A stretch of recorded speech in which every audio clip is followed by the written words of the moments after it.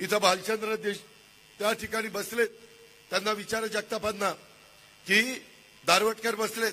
पाठीमागच्या काळामध्ये देखील पुणे जिल्हा मध्यवर्ती सहकारी बँकेचे हे दोघं डायरेक्टर आहेत. त्यांना विचारा मदत केली होती का नव्हती, व्याजात सवलत दिली होती का नव्हती, काही करोड रुपयाची दिलेली होती, परंतु त्याचा 4 कोटी रुपये काहीच त्याचा उपयोग झाला नाही. पुन्हा मदत केली, विलासराव देशमुख मुख्यमंत्री असताना त्याचाही उपयोग झाला नाही.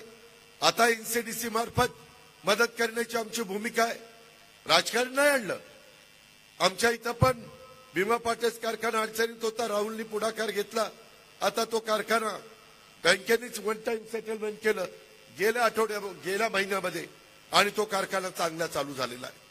अरे बाबांनो, राजकारण करायचं तिथं आपण राजकारण करू ना, पण आपल्या इथं जर आर्थिक सुबत्ता नांदायची असेल, वेल्याचा परिसर बदलायचा असेल, माझ्या बोरचा परिसर बदलायचा असेल, तर तुम्ही पण आम्ही यावेळेस महायुतीचे उमेदवार भाजप, शिवसेना, राष्ट्रवादी काँग्रेस, आरपीआय आठवले, आरपीआय खरात, तिथं रासप, त्याच्यामध्ये मनसेने पण बिनशर्त पाठिंबा दिलेला आहे.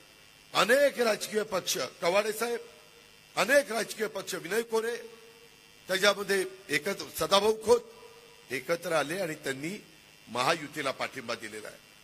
महायुतीच्या उमेदवार म्हणून सुनेत्रा पवारांना आम्ही उमेदवारी दिलेली आहे.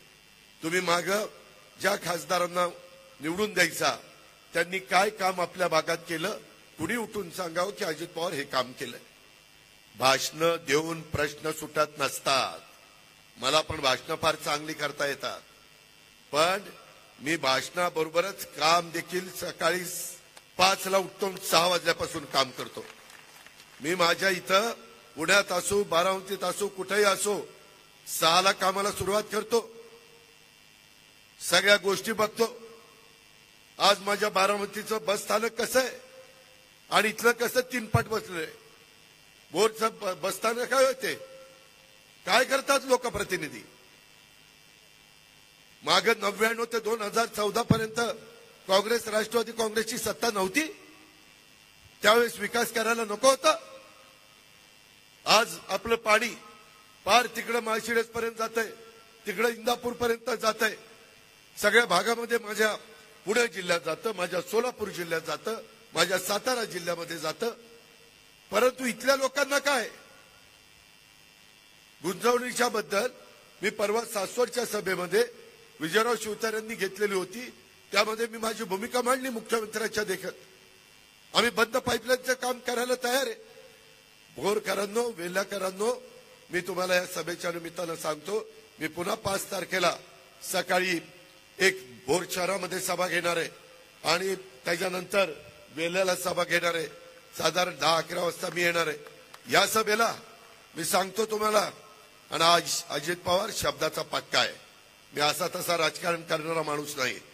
एक तर शब्द देताना 10 विचार करेन आणि एकदा शब्द दिल्यानंतर कुणाच्या बापाचं ऐकणार नाही. ही माझी कामाची पद्धत आहे. त्यामुळं माझी आपल्याला विनंती आहे की एक चांगली संधी आलेली आहे. देश नरेंद्र मोदींच्या 3ऱ्यांदा पंतप्रधान पदावर बसवण्याचं देशातल्या बहुसंख्य जनतेने ठरवलेलं आहे. त्यांच्या विचाराचा खासदार गेला तर केंद्राचा पैसा आपल्याला येईल, तर आपल्याला इरिगेशनला कमी पडणारा पैसा आम्ही एकनाथराव देवेंद्रजी आणू. त्याच्या संदर्भामध्ये आपले अनेक प्रश्न आहेत. माझ्या भोर तालुक्यातली उतरवली वडगाव गावातील जमिनीवर 92 साली एमआयडीसीचे जमिनी 582 एकरावर शिक्के पडले. त्याच्यामध्ये अनेकदा अधिकारी आले. बहुतांशी शेतकरी चांगली किंमत दिली तर चांगला मोबदला दिला तर जमीन द्यायला तयार आहे. 92 साली, आता आपण 24 मध्ये 24 आणि 8 32